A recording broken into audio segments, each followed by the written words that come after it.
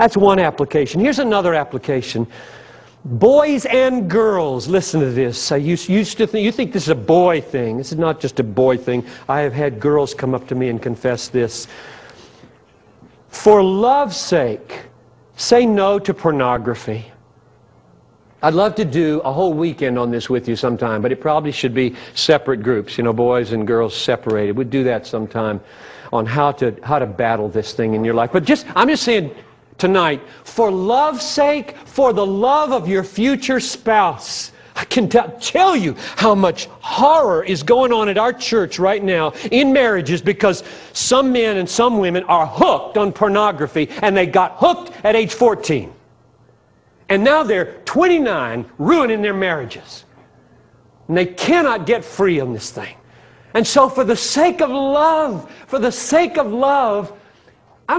the solution to this problem, guys and gals on the internet, the solution to this problem is not duty. Okay, you're not supposed to do this. I won't do this.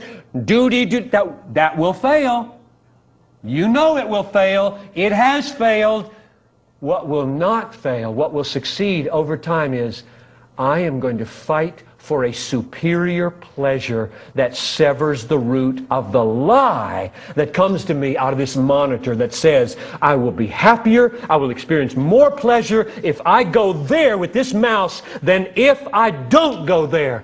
There has to be a superior pleasure, a triumph over lower pleasures by higher pleasures. So one of the goals I'm hoping will come out of this weekend is that we are increased in our ability to cultivate deeper, higher, longer pleasures. I'll be real honest with you, and I'll risk boasting here because you need to know this about your preaching pastor. I have never, ever seen a pornographic picture on the internet. And I haven't looked at a pornographic magazine since I was 16. And I found a Playboy at a laundromat one time and hid it so I could keep looking at it for a while. I only say that because the battle can be won.